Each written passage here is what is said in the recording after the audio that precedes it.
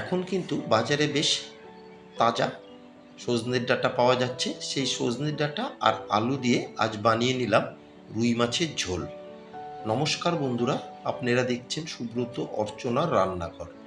আজ আমাদের রান্নাঘরে হচ্ছে সজনের ডাঁটা আর আলু দিয়ে রুই মাছের ঝোল।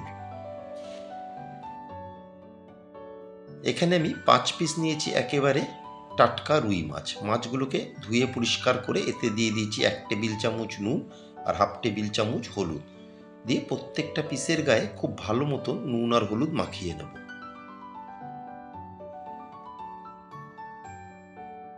এই সজনে ডাঁটা দিয়ে যে কোনো টাটকা মাছের ঝোল খেতে কিন্তু বেশ ভালো লাগে।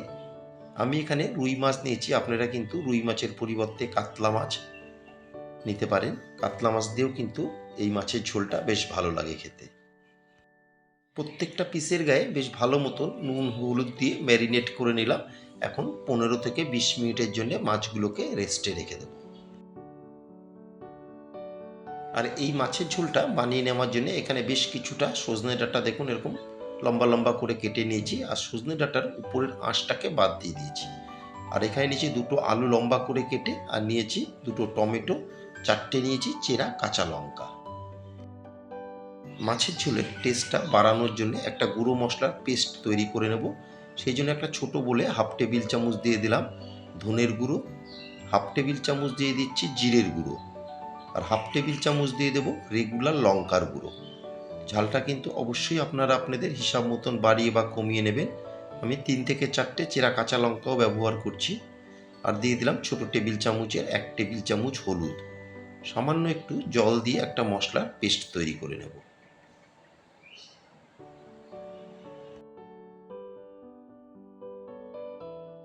মশলার পেস্টটা কিন্তু আমার তৈরি হয়ে গেল, এটা সাইডে রেখে দিচ্ছি, পরে লাগবে।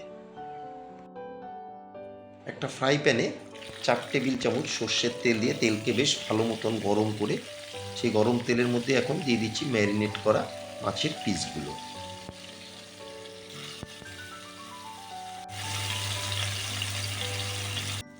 মাছের এক পিঠ ভাজা হয়ে গেছে, এখন পাল্টে অপর পিঠটাকেও ভেজে নেব। যেহেতু একেবারে তাজা মাছ সেই জন্য কিন্তু খুব বেশি কড়া করে মাছগুলোকে ভাজবো না, হালকা করে ভেজে নেব। এমনিতেও মাছ বেশি ভাজলে কিন্তু মাছের টেস্ট নষ্ট হয়ে যায়। উল্টে পাল্টে দুই পিঠেই মাছগুলোকে ভেজে নিয়েছি। এর থেকে আর বেশি ভাজবো না, এখন ভেজে নেওয়া মাছগুলোকে তেল ঝরিয়ে একে একে তুলে নিচ্ছি।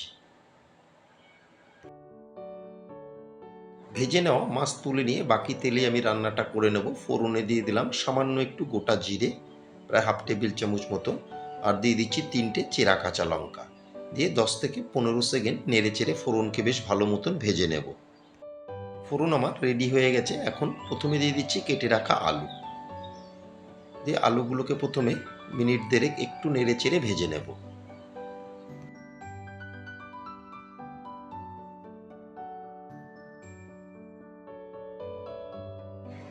প্রায় 1.5 থেকে 2 মিনিট নেড়ে চেড়ে আলুকে ভেজে নিয়েছি। এখন এর মধ্যে দিয়ে দিচ্ছি কেটে রাখা সজনের ডাঁটা আর টমেটো।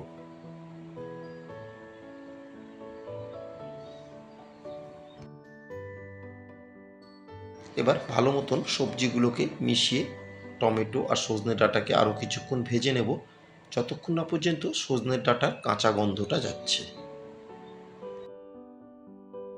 আর আমার নতুন বন্ধুদের কাছে রিকোয়েস্ট, যারা আমার চ্যানেলটি এখনও সাবস্ক্রাইব করেননি তারা অবশ্যই সাবস্ক্রাইব করে আমার পাশে থাকবেন, আর পাশে থাকা বেল আইকনটি প্রেস করে রাখবেন।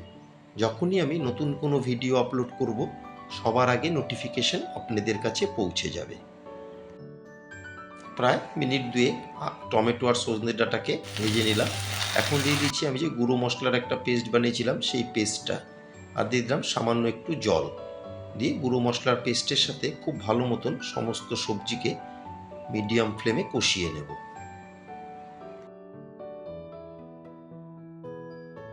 গ্যাসের ফ্লেম মিডিয়ামে রেখে দেখুন আমি একটু সময় নিয়ে কিন্তু বেশ ভালো করে গুঁড়ো মশলার সাথে সজনে ডাঁটা আর আলুকে বেশ ভালো করে কষিয়ে নিয়েছি, আর মশলা ভাজা খুব সুন্দর একটা গন্ধ আসছে।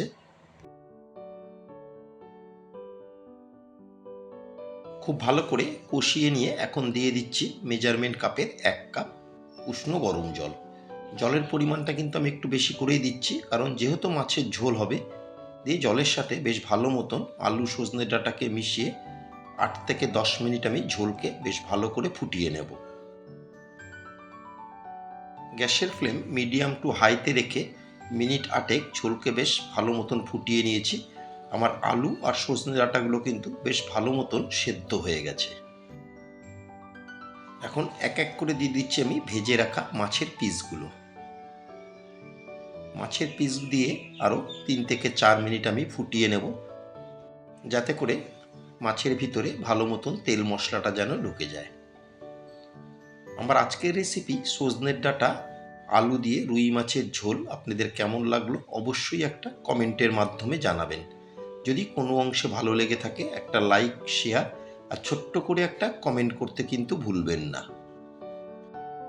মাছ দিয়ে 4 থেকে 5 মিনিট রান্না করে নিলাম। তৈরি হয়ে গেল আমার আজকের রেসিপি সজনের ডাঁটা আলু দিয়ে রুই মাছের ঝোল। সবাই সুস্থ থাকবেন, ভালো থাকবেন। আবার দেখা হবে পরবর্তী একটা দিনে পরবর্তী একটা রেসিপির সাথে।